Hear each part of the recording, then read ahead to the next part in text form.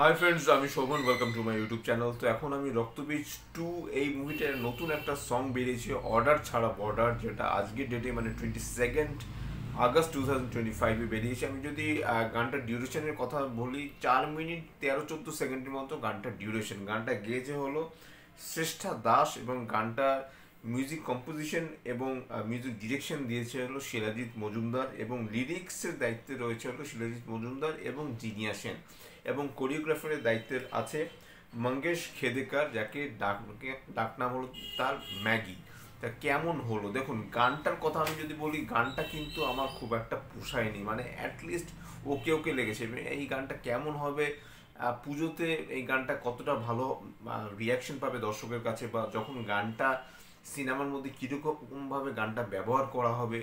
এখানে বেশ কিছু চেজের ব্যাপার রয়েছে, যে মিমি চক্রবর্তী দেখা দেখা যাচ্ছে সে একটা চেস আসছে, যেখানে গানটা হচ্ছে সেখানে আসছে, যে জায়গাটায় করা হচ্ছে মানে অনেকটা পেন্টাগন টাইপের, মানে ইউএসএ যে পেন্টাগন যে জায়গাটা রয়েছে সেই জায়গাটা দেখবেন যে মানে 5টা জায়গা এরকম ভাবে তাকে বলে একটা সে কোনটাকে পেন্টাগন বলে, এটা কিন্তু একটা পেন্টাগন টাইপের এবং লাইট জ্বলছে।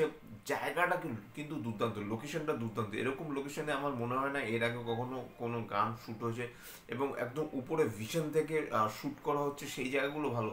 চেস সিনের একটা ব্যাপার এখানে দেখা যাচ্ছে, এবং শুধু তাই নয়, কেউ একজন স্নাইপার ফিট করছে। তো এখানে হয়তো বা অঙ্কুশের ক্যারেক্টারটাই হয়তো বা স্নাইপার ফিট করছে, যেটা রক্তবীজে আমরা কিন্তু টিজার ট্রেলারের সময় কিন্তু আমরা বলেছি যে যে অঙ্কুশ কিন্তু একজন স্নাইপার বিশেষজ্ঞ হতে চলেছে।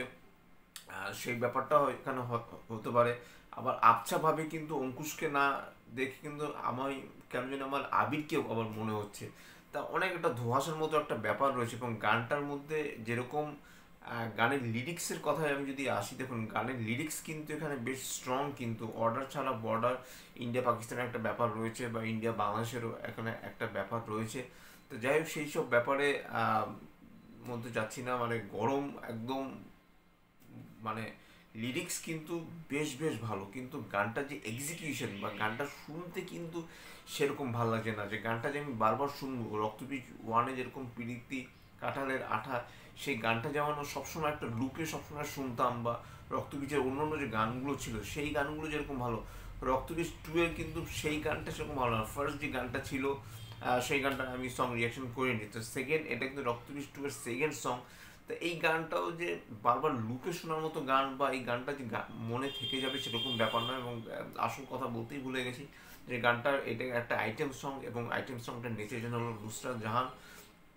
নুসরাতকেও কি তার গ্ল্যামারও ঠিক তার আগের মতো নেই। কাজে এই গানটা যে কতটা মানে হলে হয়তো বা দর্শকদের ভালো লাগতে পারে, কিন্তু আলাদা করে গানটার জন্য আমি কিন্তু একদমই এক্সাইটেড নই, কারণ নুসরাতকে দেখতে এখন আগের মতো একদমই ভালো লাগে না। তো সেই গ্ল্যামারও তার নেই।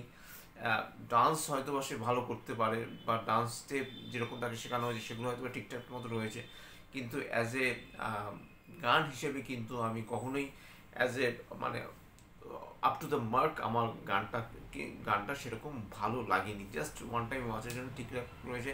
কালার প্যালেটটা বরঞ্চ বেশ ভালো, এবং কোরিওগ্রাফিটা বেশ ভালো রকমভাবে হ্যান্ডেল করা হয়েছে। তো এটাই ছিল আমার অর্ডার ছাড়া বর্ডার গানের সং রিয়াকশন বা রিভিউ বলতে পারেন। যদি আমার চ্যানেলটা ভালো লাগে থাকে, লাইক শেয়ার কমেন্ট এবং সাবস্ক্রাইব করতে ভুলবেন না আমার চ্যানেলকে। ইনস্টাগ্রামের লিঙ্ক, ফেসবুকের লিঙ্ক এবং ইউটিউবের লিঙ্ক আমার ডিসক্রিপশন বক্সে দিয়ে দেওয়া রয়েছে, সেখান থেকে আপনারা আমাকে কানেক্ট করতে পারেন।